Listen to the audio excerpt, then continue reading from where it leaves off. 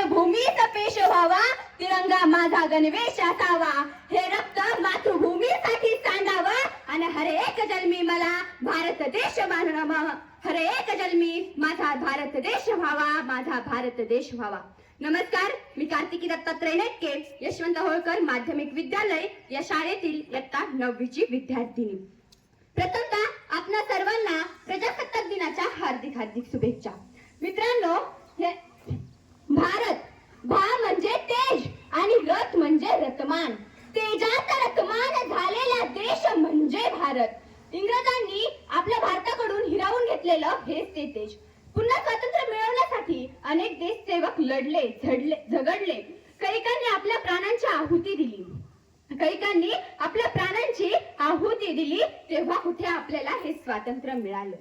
हे स्वातंत्र्य मिळालं आणि हे स्वातंत्र्य मिळालं तेव्हा एक नारा, एक गीत महामंत्र ठरलं. ते गीत, ते नारा स्वातंत्र्य सैनिकांसाठी प्रेरणादायी झालं. ते म्हणजे वंदे मातरम. आज या प्रजासत्ताक दिनानिमित्त आपण या महामंत्राचा थोडक्यात आढावा घेऊया. मित्रांनो, 1897 ला भारताचा स्वातंत्र्य लढा सुरू झाला. तेव्हा खऱ्या अर्थाने भारताचा स्वातंत्र्य लढा सुरू झाला. पण तेव्हा भारत हा कधीही एक संघ राष्ट्र नव्हता, एक संघ देश नव्हता. म्हणून भारताचं स्वतःचं स्वातंत्र्य असं राष्ट्रगीत कधीच नव्हतं. तेव्हा कोलकाता विश्वविद्यालयात BA ची पदवी घेतलेले बंकिमचंद्र चटर्जी यांना इंग्रज सरकारने कोलकाताची डिस्ट्रिक्ट कलेक्टर ही पदवी दिली. तेव्हा ते एक मुळातच प्रखर देशभक्त होते. आणि हा काळ होता काँग्रेस सत्तेच्या स्थापनेपूर्वीचा. त्या काळात गॉड सेव्ह द क्वीन नावाचं इंग्रजांचं राष्ट्रगीत भारतात रुजवण्याचा प्रयत्न इंग्रजांनी केला.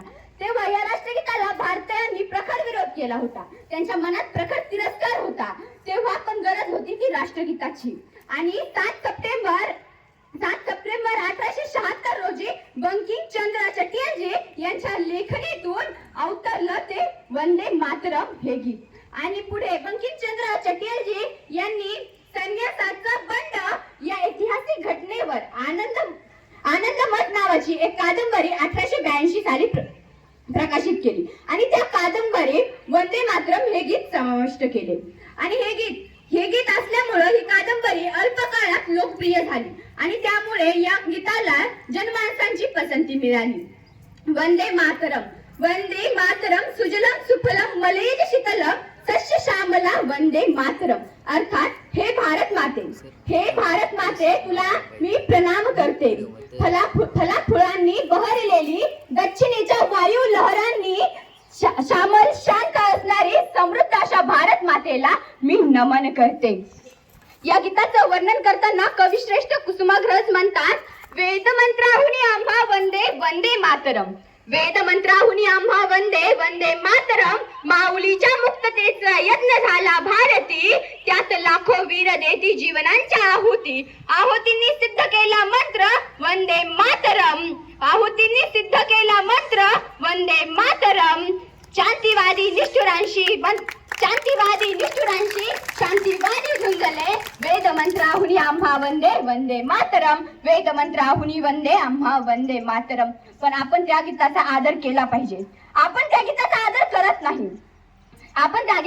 करत नाही. योग्य ते मान, योग्य तो सन्मान आपण त्या गीताचा राखला गेला पाहिजे. आज तो राखला जात नाही. म्हणूनच मला म्हणावंसं वाटतं, खरंच गरोदर आहे की आभाळ नुसतंच सुजलंय. खरंच गरोदर आहे की आभाळ नुसतंच सुजलंय. तुमच्या डोळ्यामधलं पाणी नाचलंय की शरीरामधलं रक्त चढलंय. खरंच गरोदर आहे की आभाळ नुसतंच सुजलंय. तुमच्या डोळ्यामधलं पाणी नाचलंय की शरीरामधलं रक्त नाचलंय. सुजलाम सुफलाम नावाचं शेवटचं पान सुद्धा झडलंय. सुजलाम सुफलाम नावाचं शेवटचं पान सुद्धा झडलंय की तुम्ही तुमच्या जित्या जागत्या जीवनांना चिऱ्या नजरेचं स्वप्न पडलंय. तुमच्या जित्या जागत्या जीवनांना चिऱ्या नजरेचं स्वप्न पडलंय. मी 1 मिनिट आगाव घेतला, त्याबद्दल मी माफी मागते. धन्यवाद.